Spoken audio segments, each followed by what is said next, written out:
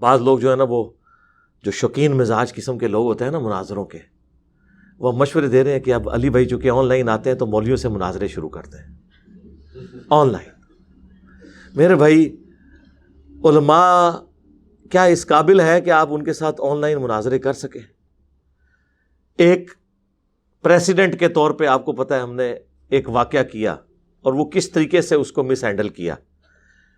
اگر میں اوپنلی لوگوں سے کہوں کہ آ جاؤ تو ادھر تو آ کے یہ ڈیرا ڈال لیں گے سارے۔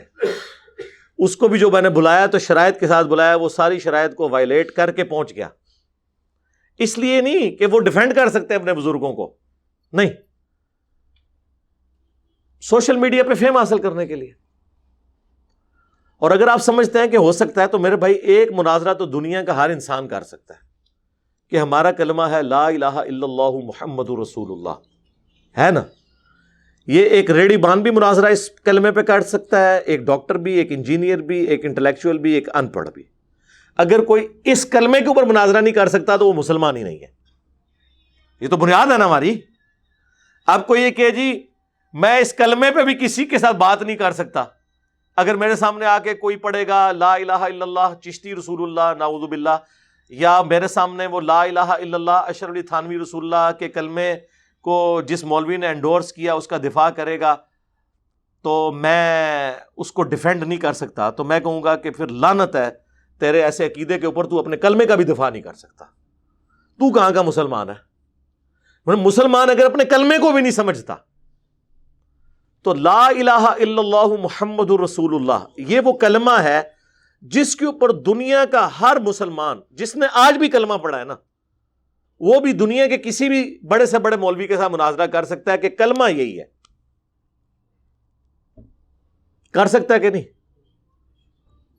تو کریں آپ لوگ مولویوں سے مناظرہ، مجھے تو بعد میں کریں، جائیں منوائیں چشتی رسول اللہ کو غلط، منوائیں جا کے اشرف تھانوی رسول اللہ، وہ جھوٹ بولتے ہیں، وہ کہتے ہیں نہیں وہ وکھرے جہاں میں تھے اس وقت بولا ہے انہوں نے، دیکھیں بعد میں توبہ بھی کروا لی، وہ جسٹیفائی کرتے ہیں۔ توبہ اس طرح نہیں ہوتی، توبہ یہ ہوتی ہے کہ میں نے کفر کروایا تھا، میرا بھی نکاح ٹوٹ گیا، میری بھی بیعت ٹوٹ گئی، تیری بھی ٹوٹ گئی جو میں نے کلمہ تجھ سے پڑھوایا تھا، لہٰذا سب سے پہلے میں مرید ہوں گا، کہیں پھر تجھے مرید کروں گا۔ ہاں پھر شرعی حکم تو یہ ہے۔ اور جی اشرف تھانوی صاحب نے جی خواب میں پڑھا تھا، دیکھ لیں، وہ پڑھ کے تو دیکھو خواب میں کدھر سے ان کے مرید نے پڑھا ہے۔ وہ کہہ رہا ہے میں بیداری میں بھی پڑھ رہا ہوں، بڑی کوشش کے باوجود میرے اوپر ایسا غلبہ ہے فرشتوں کا، یہ تو یہی سمجھتے ہیں نا کہ میرے زبان سے اشرف علی تھانوی رسول اللہ اور اللہم صلی علی و نبینا اشرف علی نکل رہا ہے، نعوذ باللہ۔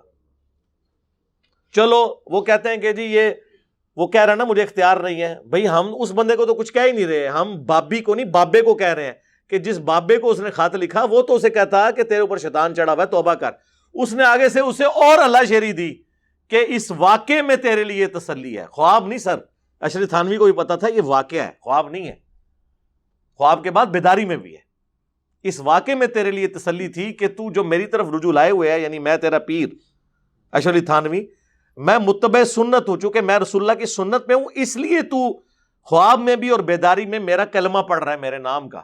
تو کیا حضرت ابوبکر عمر عثمان و علی رضی اللہ عنہم اجمعین اپنا مرید کرواتے ہوئے اپنے ناموں کا کلمہ پڑھواتے تھے کسی کو؟ جب وہ بیعت خلافت لیتے تھے، یہ پیری مریدی کی بیعت تو خیر جعلی ہے، جو اصل والی بیعت تھی خلافت کی، چیک کرنے کے لیے پڑھواتے تھے۔ تو ہم یہ کہتے ہیں جسے مناظروں کا شوق ہے نا، یہ بنیادی مناظرہ کلمے کے اوپر جا کے آپ یہ دو بڑی جماعتیں جو ہیں، کروڑوں لوگ ہیں جن کے فالوور ہیں انڈیا پاکستان میں، آپ سمجھ لیں یہ گمراہی کے پیشوا جو دو فرقے ہیں، دونوں کا ایک ایک ہم نے آپ کو کلمے کے حوالے سے پیش کر دیا، جائیں دنیا کسی عالم کو یہ منوا کے بتائیں اور ویڈیو میں آ کے وہ کہے۔ تو ان لوگوں سے آپ دقیق مسائل کے اوپر کہاں سے بات کر سکتے ہیں؟ تو الٹیمیٹلی اس کا سلوشن یہی ہے کہ آپ اپنے دلائل ویڈیو میں ریکارڈ کروائیں، جسے شوق ہے وہ ویڈیو میں اس کا جواب دے، اور اللہ کا شکر ہے جو ویڈیو میں جواب دے رہا ہے، اول تو دے ہی کوئی نہیں رہا، وہ ذلیل ہی ہو رہا ہے۔ 50 منٹ 1.5 گھنٹے کی ویڈیو میرے خلاف ریکارڈ کرائیں گے، لیکن جو میں نے بات 2 یا 3 لائنیں ہائی لائٹ کی ہوتی ہیں اس کا جواب وہ دیتے ہی نہیں ہے۔ انہیں پتہ ہے کہ اس نے چونکہ ہمارے ساتھ بیٹھنا نہیں ہے لہٰذا ہم یہ پوائنٹ اٹھا لیں کہ تمہارے ساتھ بیٹھ کے بات کر. او یار چھوڑ دو اپنی امام کو, کرو سیٹسفائی. باقی اب جب سے یہ لائف سٹوریز شروع ہوئی ہیں آپ کو اندازہ ہو گیا کہ لوگ کتنی تیزی سے تبدیل ہو رہے ہیں, تو ہمیں کیا ضرورت ہے کسی کے ساتھ بیٹھنے کی. ٹھیک ہے آپ کی امام سیٹسفائی نہیں ہو رہی, وہ آپ کو چھوڑ کے جا رہی ہے. ہم تو آپ کے ساتھ ہمدردی کر رہے تھے کہ آپ جواب دیں, آپ جواب نہیں دینا چاہتے تو یہ نہ سمجھیے گا کہ یہ مسئلہ ان اٹینڈڈ ہو جائے گا, پھر سارے آپ کو چھوڑ دیں گے. یہ دیکھیں میں اپنے دشمنوں کے ساتھ بھی کیسی ہمدردی رکھتا ہوں, علمی دشمن, ذاتی نہیں, اللہ اور اس کے رسول کی نسبت کی وجہ سے. نمازیں ان کے پیچھے پڑھتے ہیں ہم, ٹھیک ہے, ان کے ساتھ میں ہمدردی کر رہا ہوں کہ اپنی عوام کو سیٹسفائی کریں. آپ عوام کو بتائیں کہ المحنت کا جو یہ عقیدہ ہے کہ ہم بزرگوں کی قبروں اور سینوں سے جائز طریقے سے فیض لینے کے قائل ہیں, یہ عقیدہ جو ہے اس طرح ثابت ہوتا ہے. تو پھر آپ نہیں بتائیں گے, پھر ہم لوگوں کو تو بتائیں گے, میاں لوگ کیا کہیں گے, پھر ہم بتائیں گے لوگوں کو. آپ نہیں سے بتا رہے کہ وہ کیسے سینے سے فیض لینا ہے, تو ہم نے بتایا وہ کیسے قاسم نانوتوی صاحب کو رشید احمد گنگوئی صاحب نے اپنے سال لٹا کے ان کے سینے پہ ہاتھ پھیر کے کروٹ ان کی طرف کر کے سینے سے فیض کس طریقے سے وہ ٹرانسفر کیا ہے. پھر ہم بتائیں گے کہ سینے سے کیسے فیض آپ کے بزرگان دین ٹرانسفر کرتے تھے. پھر ہم آپ کو بتائیں گے کہ اشرف علی تھانوی صاحب جو ہے ارواح ثلاثہ میں لکھ رہے ہیں کہ مرنے کے 6 سال کے بعد قاسم نانوتوی صاحب قبر سے نکل کر دیوبند کے 2 مولویوں کی صلح کروا کے واپس چلے گئے. یہ قبر سے فیض اس طریقے سے آپ لوگ لیتے تھے, خواب نہیں بیداری میں. بریلویوں کا بابا نکلا ہے تو شرک, تو آڈا بابا نکلا ہے تو کرامت, حقائق اولیاء. تو دیکھ لیں اس کے سے لوگ پھر چینج ہو رہے ہیں, اللہ کا شکر ہے. اور پچھلے دنوں تو ہم نے اگلی قسط بھی پیش کر دی تھی. وہی مولانا صاحب کہتے ہیں کہ جی ہم نے دیکھا ہے کہ قاسم میاں جو ہے وہ دلہن کی شکل میں ہمارے خواب میں آئے ہیں. اور پھر آگے انہوں نے جو جملے لکھے ہیں نا کہ جو ایک مرد کو عورت کو مرد سے نفع پہنچتا ہے وہ بھی ہوا.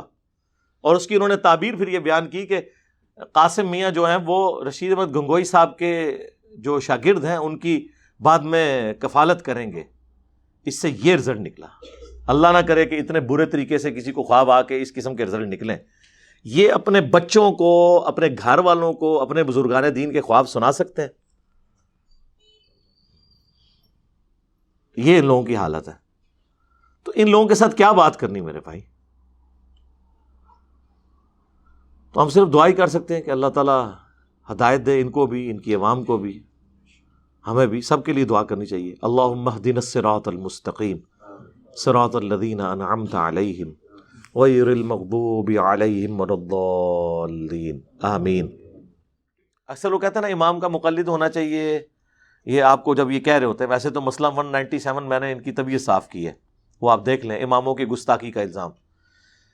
تو آپ ان سے اگلا سوال کیا کریں کہ ٹھیک ہے ہم حنفی بریلوی ہوں یا حنفی دیوبندی ہوں, تو آپ کو کہیں گے نہیں ہمارے میں تو کوئی فرق نہیں ہے, وہ عقیدوں کا فرق ہے, باقی فقہ تو ہماری سیم ہے. اچھا اگر آپ کی فقہ سیم ہے تو حنفی بریلویوں کے نزدیک کوا حرام ہے اور حنفی دیوبندیوں کے نزدیک کوا کھانا جائز نہیں سر, نہ پرانی بات ہے. فتاوی رشیدیہ میں لکھا ہے ثواب کا کام ہے. تو میرے خیال ہے اب حنفی دیوبندی علماء کی جب آپ دعوت کریں تو انہیں کوا روسٹ کھلایا کریں, کیونکہ وہ اور انہیں بتائیں کہ چونکہ یہاں پہ بریلوی زیادہ ہیں اور وہ اسے حرام سمجھتے ہیں, تو ایسے موقع پہ اس کو کھانا کھلانے والا بھی ثواب اسے بھی ملے گا. ٹھیک ہے, تو وہ ثواب آپ ان کا اس میں سے جو ہے وہ پکا کریں. تو انہیں بتائیں کہ بھئی بحث کرنے کی ضرورت نہیں ہے, بھئی حنفی بریلوی اسے حرام سمجھتے ہیں, حنفی دیوبندی جو ہیں وہ حلال سمجھتے ہیں, تو آپ آپس میں مسئلہ حل کریں, ہمیں تو چھوڑ دیں. ہم تو کتاب و سنت کے ماننے والے ہیں, آپ دونوں تو ایک فقہ پہ چل رہے تھے نا, آپ کیوں نہیں متفق کوے کے اوپر؟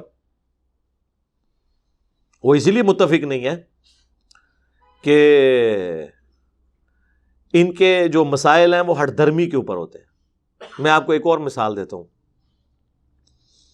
بریلوی نبی صلی اللہ علیہ وآلہ وسلم کے مبارک نام پہ انگوٹھے چومتے ہیں, دیوبندی کہتے ہیں بدعت ہے, وہ حدیثیں ضعیف ہیں. فضائل مال میں ہوں تو ضعیف بھی چل جائیں گی, بریلویوں کی ہوں تو وہ نہیں چلیں گی.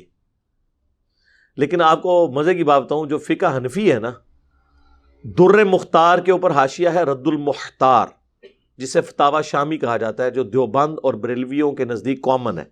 فتاوی شامی احمد بریلوی سے بھی پہلے لکھا گیا ہے، اس کو دیوبندی بھی مانتے ہیں، بریلوی بھی۔ المہند میں اس کے حوالے موجود ہیں فتاوی شامی کے، دیوبندیوں کی کتاب میں، خصوصاً جو انہوں نے کہا کہ فتاوی شامی میں ہمارے بزرگوں نے لکھ دیا ہے کہ خوارج کی ایک جماعت ہے جو وہابی اہل حدیث ہے۔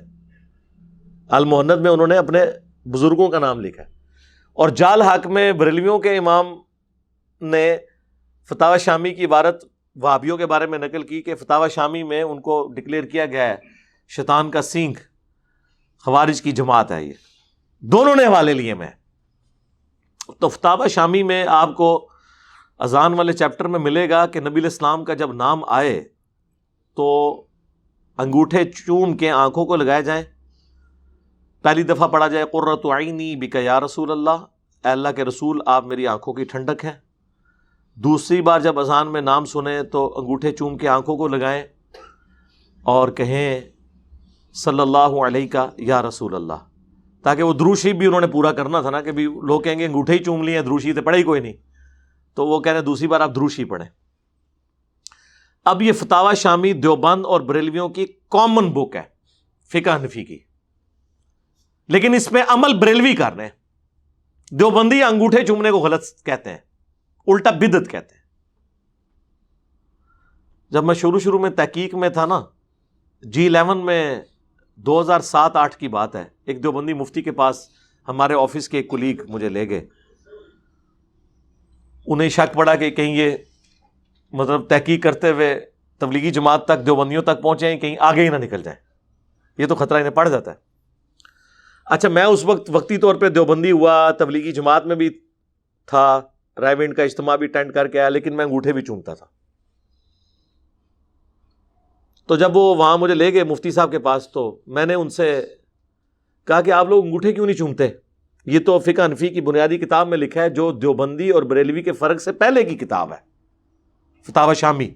در مختار پہ حاشیہ ہے رد المختار، در مختار پہ اعتراضات کو انہوں نے کیا ہے، اور یہ وہی فتاوی شامی ہے جس میں لکھا ہے کہ اگر آپ کو یہ یقین ہو کہ اپنے خون اور پیشاب سے سورہ فاتحہ کا تعویذ لکھنے سے آپ کو شفا ہو سکتی ہے تو یہ لکھنا جائز ہے۔ جی، یہ وہی فتاوی شامی ہے جس کا یہ دیوبند اور بریلوی دفاع کرتے ہیں۔ صرف ایک جنا پیدا ہوا ہے، میرا استاد غلام سعود سعیدی صاحب رحمہ اللہ، اللہ تعالیٰ ان کے گناہوں سے درگزر فرمائے، نیک کاموں کا اجر دے، بریلوی محقق تھے، انہوں نے شرح صحیح مسلم میں رد کیا ہے اس کا، لیکن وہ بڑے سٹائل سے رد کیا ہے کہ کہیں ان پہ بھی فتویٰ نہ آئے۔ انہوں نے کہا کہ یقیناً ہمارے بزرگوں کے دلوں میں قرآن و سنت کی عظمت ہم سے زیادہ تھی، یعنی پہلے ہی انہوں نے نا لولو پوپو کر لی، لیکن بال کی کھال اتارنے کی عادت نے انہیں یہاں تک پہنچایا کہ انہوں نے اس قسم کے فتوے لکھے۔ پھر انہوں نے لکھا انسان مر جانا تو گوارا کرے گا، لیکن یہ گوارا نہیں کرے گا کہ اپنے پیشاب یا خون سے سورہ فاتحہ کا تعویذ لکھے۔ تو اب ہم انہی سے، ان کے ماننے والوں سے پوچھتے ہیں کہ یار یہ پھر مر کیوں نہیں گئے فتویٰ لکھنے سے پہلے؟ تمہارے یہ فتاوی شامی لکھنے والے ابن عابدین شامی المتوفا 1252 ہجری، اسے موت کیوں نہیں آ گئی اس سے پہلے کہ یہ فتوے لکھتا؟ آج تک دفاع کر رہے ہیں، تو وہی فتاوی شامی ہے۔ تو وہ میں دیوبندی مفتی سے کہنا لگا کہ حضرت وہ فتاوی شامی میں تو لکھا ہوا ہے کہ آپ نے انگوٹھے چومنے ہیں، اور ہم تو حنفی ہیں۔ تو کہنے لگے وہ ہم اس لیے نہیں چومتے کہ بریلوی چومتے ہیں، یعنی یہ وہ مان گئے کہ یہ مسئلہ لکھا ہوا ہے۔ جو میں بار بار کہتا ہوں کہ جب نشانیاں بن جاتی ہیں نا، مسئلے فرقے گود لے لیتے ہیں، بزرگان دین کو فرقے گود لے لیتے ہیں، تو پھر وہ فلرش کرنا شروع کر دیتے ہیں۔ جس بزرگ کو کسی اگر فرقے نے گود لیا ہوا ہے نا، اس بزرگ کا آپ دیکھیں گے نام دنیا میں روشن ہوگا۔ اس سے بڑا بزرگ ہوگا اگر فرقے نے گود لیا ہوا تو وہ مشہور نہیں ہوگا۔ لیکن سر یہ پرانے زمانے میں ایسے ہوتا تھا۔ ہم وہ بزرگ ہیں جو آپ کی مرضی کے بغیر آپ کی گود پہ نہیں، کندھے پہ سوار ہو جاتے ہیں، ہمیں لینے کی ضرورت ہی نہیں ہے۔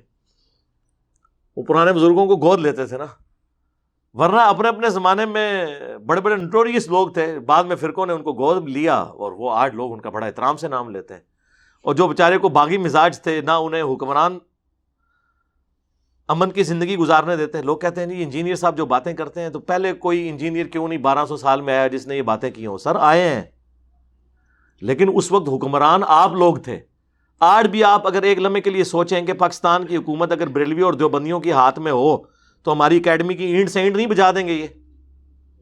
اور اس زمانے میں جب ملوکیت ہو, میڈیا پہ خبر بھی نہ جاتی ہو, پورے خاندان یہ لوگ غائب کر دیتے ہوں,